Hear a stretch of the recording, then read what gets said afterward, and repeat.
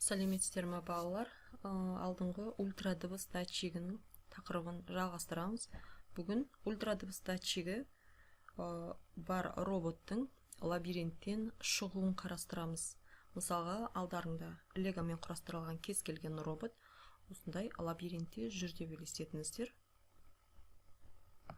Осындай бір лабиринтке қойсаңыздар, міне қай бағытқа қарай жүреді, тор көздерді көріп тұрсыздар. Алдыға қарай 3 адым, оңға қарай 1 адым бұрылады.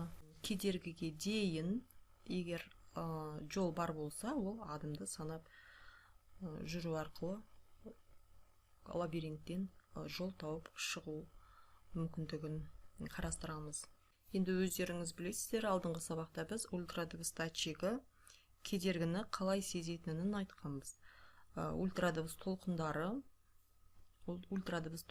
жібереді. Ультрадыбыс толқындары кедергіге барып, кері қарай қайтады. Сол уақытты ол есептеп отырады робот, және кедергінің алдыда тұрғанын біліп тұрады. Бірақ та сіздер ешқандай команда бермесеңіздер, шарт қоймасаңыздар, тоқта деген кедергі осынша арақашықтық, яғни осынша сантиметр қалған кезде, немесе осынша арақашықтықтан аз, осынша сантиметрден аз арақашықтық қалғанда тоқта, немесе кері қарай бұрыл, немесе кері қарай жылжы деген команда бермесеңіздер, робот ол кедергіге барып соғылып қалады. Ол кедергіні сезеді, кедергіге қанша арақашықтық қалғанын біліп отырады, бірақ тоқта деген команда болмағандықтан ол кедергіге қарай жүре береді және соғылады оған. Сондықтан оған команда құрып беру керек. Енді біз лабиринттен шығатын болсақ, біз оны тоқта, кері қарай жүр демейміз, солға немесе оңға бұрыл деген сияқты команда жасап береміз. Енді онлайн мектепте берілген 5 тапсырманы қарастыратын болсақ, бұл жерде мысалға бірінші тапсырмада роботтың ұсынылған қозғалыс бағытын және алгоритмді зерттеп, алгоритм орындалғаннан кейін келетін өрісті анықтады. Бізде алгоритм не? Стрелкалармен берілген, көріп тұрсаңыздар. Алдыға, 3 алдыға деген стрелка тұр. Яғни алдыға қарай 3 адым жүр деген сөз. Сонымен алдыға қарай 3 адым, оңға бұрыл дейді. Оңға бұрылғаннан кейін тағы да алдыға қарай 3 адым жүр дейді. Енді роботымыз міне ортада тұр. Мына 1, 2, 3, 4, 5 пен нөмірленген бұлар кедергілер. Алдында тұрған кедергілер. Енді робот алдыға қарай жүреді. Яғни 3 адым алға қарай жүреді дейді. 1, 2, 3. Мына төр көзге келді, мына өріске. Енді ары қарай қалай жүреді? Оңға бұрылады. Оң жақ қайсы, сол жақ қайсы өздеріңіз тауып бұрылыңыздар да, және алдыға қарай 3 адым жүріңіздер. Сол кезде нешінші номерлі кедергіге келетіндеріңізді анықтайсыздар. Екінші тапсырмада тұжырымның ақиқат жалғанын анықта дейді. Люк Тремо алгоритмі және оң қол ережесі. Яғни оң қол ережесі. Осы екі лабиринттен шығудың әдісі бірдей ме дейді. Бірдей болса ақиқат, бірдей емес болса жалған дейсіздер. Бұл Люк Тремо алгоритмінде лабиринтте қалған адам тас немесе бор қолында бір кез келген заттарды белгі ретінде тастап отырады. Адасып кетпес үшін, сол арадан қайтадан жүргенін білу үшін. Екінші оң қол әдісі дегеніміз оң жақ қабырғадан ажырамау, яғни оң қолыңызды оң жақ қабырғадан ұстап отыру. Бұл екі әдісті сіздер тереңірек жоғарыдағы видео түсіндіруден көресіздер. Сол арада тереңірек жақсы түсіндіріп кеткен. Сол видео түсіндіруден көріп алғаннан кейін екінші тапсырмаға жауап бересіздер. Екеуі бірдей ме жоқ па? Енді роботқа біз осы екі әдісті қолданатын болсақ, мысалға оң қол ережесін қолданатын болсақ, онда біз ультрадыбыс датчигін оң жағына орнатамыз. Оң қабырғаға қаратып орнатамыз. Ол оң жағында ультрадыбыс датчигі оң жаққа қарап тұрған робот оң жақта кедергінің бар екенін үнемі сезіп отыру керек, және ол сол кедергіден ажырамайды. Біздің лабиринтті оң қолымызбен ұстап жүргеніміз сияқты. Үшінші тапсырмада бұл сәйкестікті табу үшін сіздер мына программаның жекелеген бөліктерін білуіміз керек. Программаның басталуы, оны білесіздер. Басталғаннан кейін не цикл блогы таңдалынған.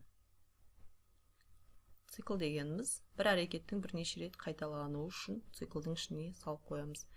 Енді бұл циклдың ішінде қарасаңыздар, мотор тұр, рөлдік басқару, яғни алдыға қарай жүр 75-ші жылдамдықпен, және айналым 3 дейді. Осыны қайталай беру керек. Қайталай береді. Қай уақытқа дейін қайталайды? Ультрадыбыс датчигі салыстыру белгісі тұр. Яғни 50-ден аз болғанға дейін дейді. Әзірше 50-ден көп, цикл орындала береді, яғни алдыға қарай жүре береді. Қалай 50-ден аз болады, солай тоқтайды робот. Цикл орындалмайды. Келесі соған керісінше 50-ден асқанға дейін цикл орындала береді. Яғни 50-ден асқанша, 50 сантиметрден асқанша алдыға қарай жүре береді. 50-ден қалай асады, солай цикл тоқталады. Келесі үшіншіні қарасаңыздар, үшіншіде тең емес белгісі тұр. 50-ге тең емес дейді. Әзірше 50-ге тең болмай тұрғанда цикл орындала берсін дейді. Яғни 50 сантиметр болғанша арақашықтық кедергіге дейін алдыға қарай жүре бер деген цикл орындала береді. Қалай 50-ге тең болады, солай цикл тоқтайды. Яғни робот та тоқтайды цикл тоқтағаннан кейін.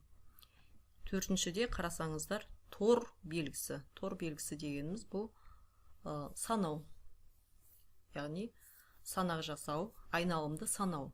Айналымның қанша айналым болады, қанша айналым қажет екенін бұл жерден өзіміз таңдап қоюымызға болады. Енді төртінші тапсырмада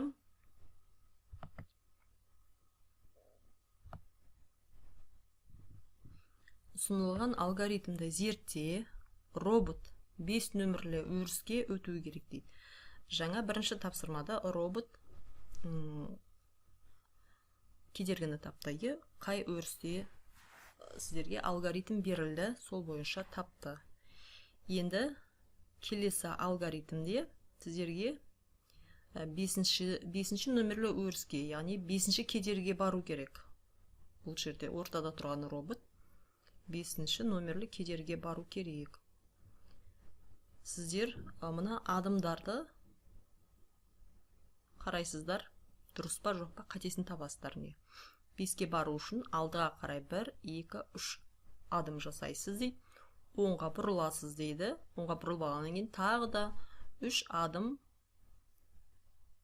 қадам жасайсыз дейді алдыға. Осы 3 команданың қайсысы қате екенін табасыздар. Дұрыс жауап саны 2. Бесінші тапсырмада ұсынылған программалық кодты зерттеп, цикл кем дегенде 1 рет орындалу үшін робот қандай өрістерде болу керек екенін анықта. Бұл жерде міне программаның кодын көріп тұрсыздар. Программа басталуы, яғни мотор 75 жылдамдықты мотор, бір айналым алдыға қарай жүре береді. Циклдың ішінде тұр. Енді шартты қарайық. Салыстырады.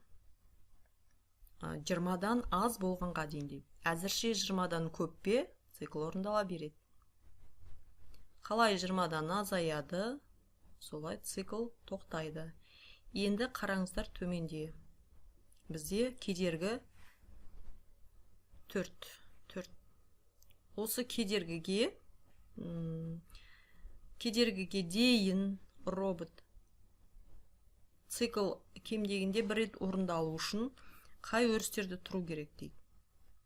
Енді егер кедергінің қасындағы өрісте тұрса робот, мысалға 3-те немесе 5-те, ол кедергіге дейін бір айналым цикл жалғаспайды, себебі 17. Бір торкөз 17 сантиметрге тең дейді. Яғни 3-тен 4-ке дейін және 5-тен 4-ке дейін ара қашықтық 17 сантиметр. 20-дан кем. 20-дан кем. 20-дан қалай кем болады? 20-дан кем болса цикл орындалмайды. Бізге 20-дан ара қашықтық жоғары болу керек. Сол себепті алысырақ тұрғаны дұрыс кедергіден, себебі шартымыз 20 сантиметрден артық болу керек деп тұр. 20 сантиметрден қалай азаяды, солай цикл тоқталады. Енді тапсырмалар түсінікті болса, орындап көріңіздер. Ультрадыбыстат шегін ұмытып қалсаңыздар, алдыңғы сабақтың жіберген лекциясын бір қарап естеріңізге түсіресіздер. Бүгінгі сабақты қарайсыздар, сонымен осы тапсырманы орындап көріңіздер. Келесі сабаққа дейін сау болыңыздар.